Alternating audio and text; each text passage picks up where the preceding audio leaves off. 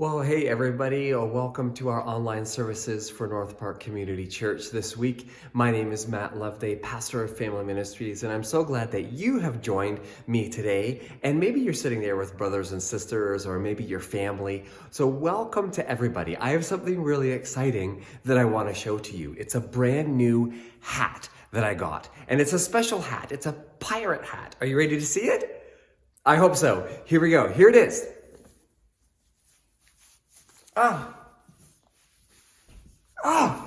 I can't. Ow. Oh.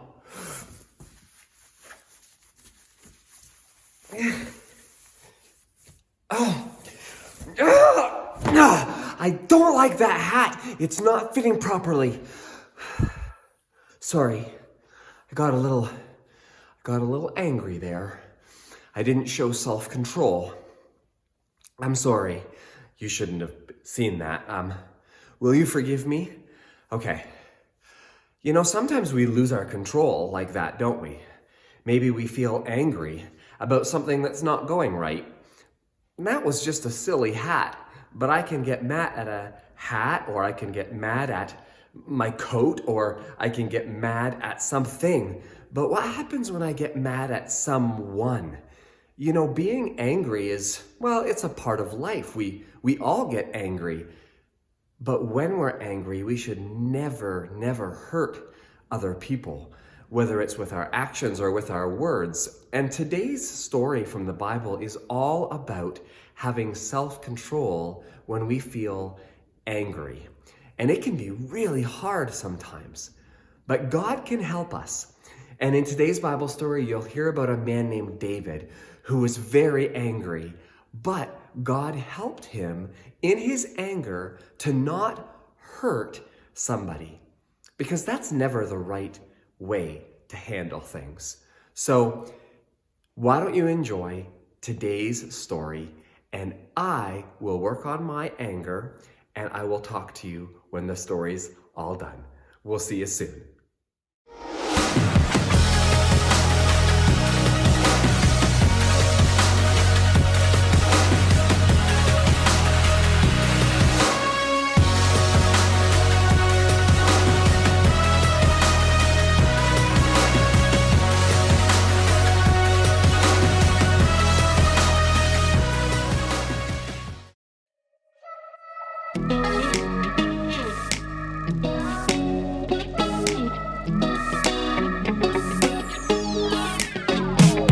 Whenever I'm in need and I'm looking for help, God, you're always there for me. Wherever you lead me, I can follow you. God, you're always there for me. Oh, God, you're always there for me. Help me believe you know what's best for me. I feel it in my soul when you are in control. I got one life to live and I wanna live it your way. Oh yeah, I do what I should do when you help me choose. I got one life to live and I wanna live it your way. Oh yeah, I got one life to live and I wanna live it your way. Oh yeah, one life to live and I wanna live it your way. Whenever I'm lost and I don't know where to turn, God, you're always there for me. Wherever I go, you're always by my side. God, you're always there for me. Oh, God, you're always there for me. Yes, you are. So help me believe you know what's best for me.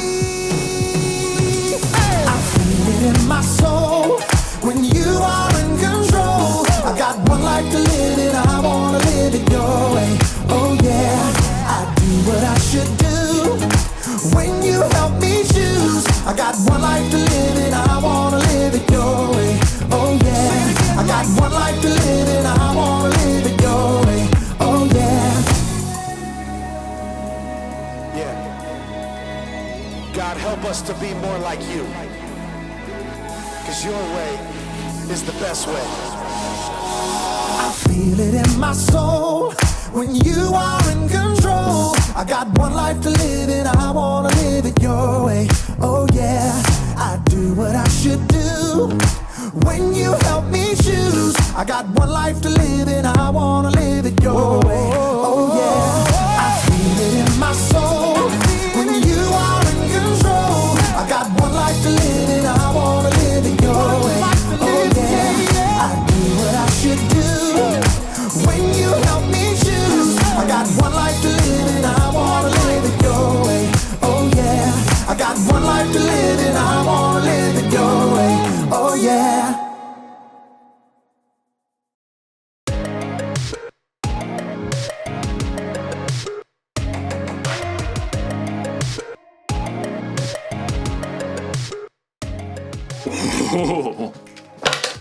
Hello everyone, my name is Jacob, here today to talk to you about self-control. Self-control is choosing to do what you should, even when you don't want to.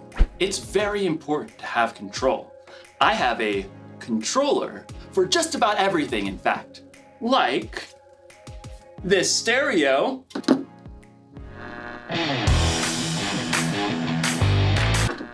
Thanks, stereo. Or this fan. I've even got a remote for my blender. And of course, everyone's favorite remote control, the TV remote.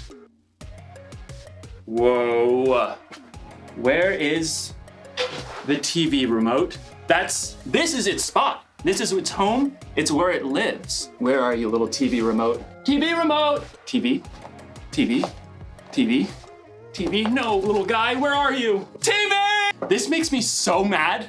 I bought the remote caddy so that I could house my remotes. And when someone takes the remotes away and doesn't put it back, I get real angry. I ask you, why have a remote caddy if you're not gonna caddy the remote?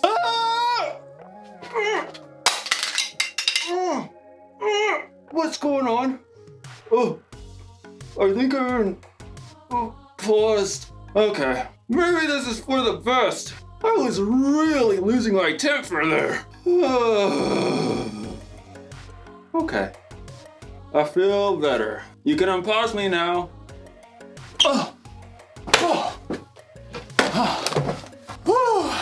That was a close one.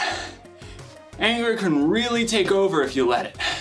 In today's story, we'll hear about a guy named David who had every reason to be angry. Let's hope it doesn't control him.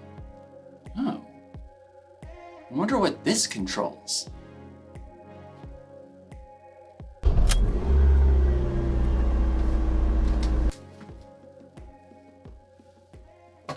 I don't even own a car. The Bible. It's 66 books of history, stories, letters, and poetry that fit together to form God's one big story. The epic adventure of how He created us and loves us so much that He made a way to rescue us. As we travel through the Bible, from Genesis to Revelation, we discover people who met God and found their lives changed forever. Now, for an amazing story. Inspired by the book of 1 Samuel, chapter 24. David had been chosen by God as Israel's next king, but for a while, Saul was still king. David served King Saul and won many battles for him. The people loved David. Hey David, you're so fine, you blow my mind, hey David! Hey David! Saul, however, was deeply jealous of David. In fact, he even tried to kill him.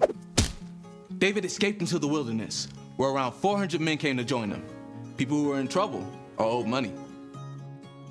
A merry band of misfits. But Saul still saw David as a threat. When he heard that David and his men were camped in the desert of Maon, Saul took soldiers to chase after him. They're right behind us, David. Quick, we'll head around the mountain.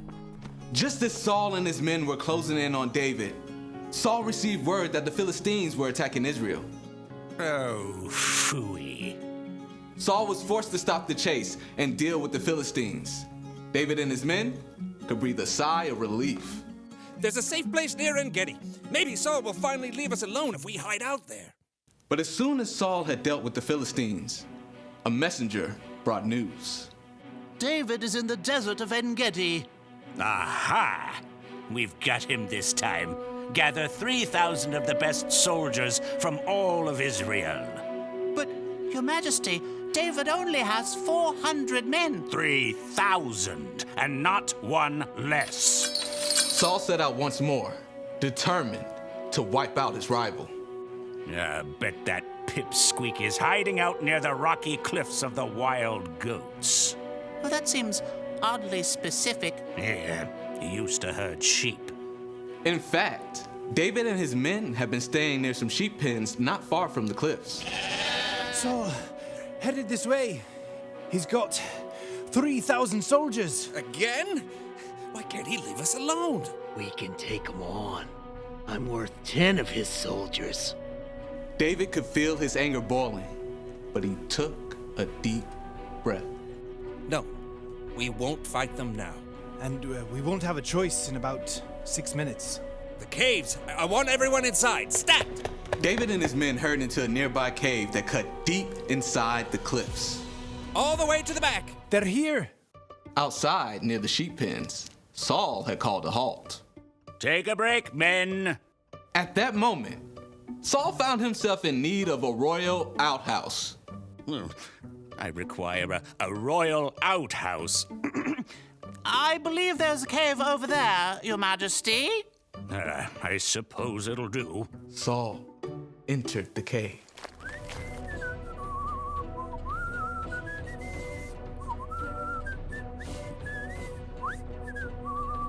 Far back in the cave, David and his men froze. Through the gloom, David could see the man who had tried to kill him and was now forcing him to live on the run. What if he finds us? I don't believe we're Saul's #1 priority at the moment. He's alone. This is your chance. God's handed your enemy over. Don't let this chance just trickle away. David's anger burned red hot as he crept up behind Saul, sword at the ready. But then, he forced himself to stop. Instead of attacking Saul, David sliced off a corner off the king's long royal robe.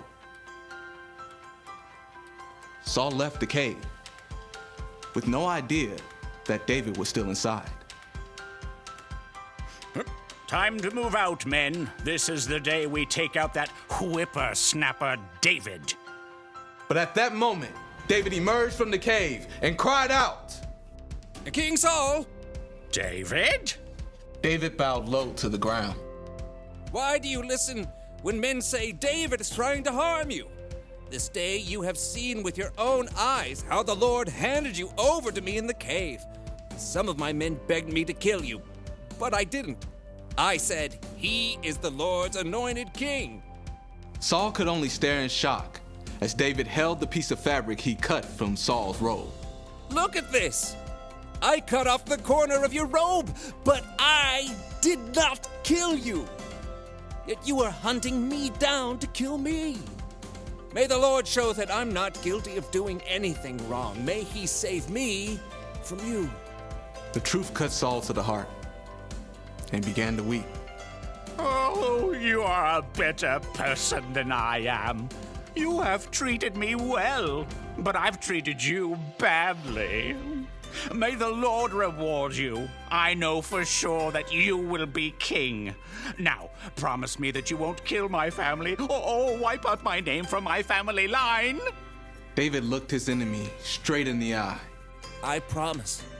Then Saul and his men returned home, and David and his band of misfits returned to their usual hiding place.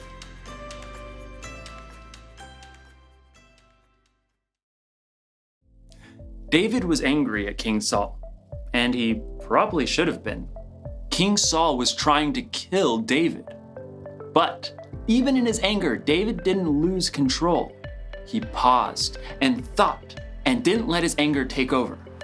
You don't need a remote control for yourself to know how to pause. You can do that on your own. If you're angry because someone borrowed something they weren't supposed to, or someone said something that really hurt your feelings, you could just fly off the handle. Or you can pause, count to 3 or 10 or 100 if you have to, and think about how you're going to respond. Remember, you can pause in real life, but what you can't do is rewind. Once you've said or done something in anger, it's out there. You can never take it back. I'm not saying you shouldn't ever get angry. In fact, Jesus himself got angry, but he had good reasons to get angry. And so do we sometimes. It's like when you or someone you know is being treated unfairly. That's a good reason to get angry. Losing a remote? Probably not the best reason to get angry, but good anger or bad, it's still wise to keep control of your anger instead of letting it control you. That's the one thing to remember today.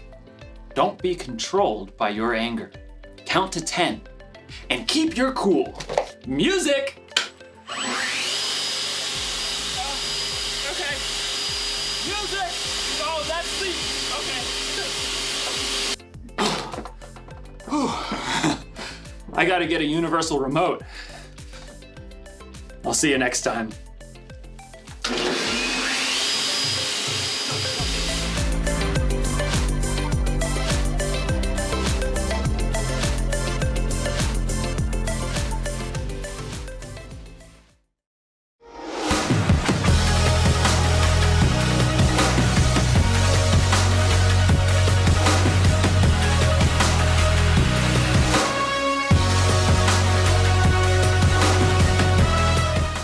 Well, welcome back, and as you can see, I got my hat to finally sit right on my head. I took a little bit of time, I paused, I slowed down, and it's working now. See? Well, 1, 2, 3. There we go. It's okay. We can control our anger. You know, that's an important lesson to learn in life, that we can control our anger, and we shouldn't let our anger control us. But remember, even if we do lose our temper and we get angry and we make mistakes, maybe we even hurt somebody else with our words or our actions, God still loves us and God will forgive us. But we should work on controlling our anger, shouldn't we? That's what I hope you can continue to do in your life, because if you can learn to control your anger, it is going to make life better for you and for all the people around you. And that's what I'm going to be praying for you today. So before we go today, can we just close in a word of prayer? Great. Let's pray together. God, I thank you that you give us all of our feelings, our happy feelings, our sad feelings, our angry feelings. All of those feelings are okay. It's okay to be angry, but it's not okay to hurt other people. And so, Jesus, I pray that you would help us when we get frustrated, when we get angry.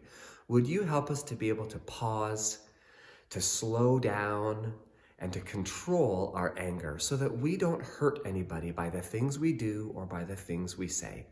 Help us to be loving, just like you, Jesus. And it's in your name I pray these things. Amen. Okay, everybody, thank you so much for joining us today. And remember, when you get angry, pause, control your anger, and don't use words or do things that are going to hurt other people. Show them instead the love of Jesus. I believe you can do it. You take care, and we can't wait to see you here at North Park next time. Take care. Arr.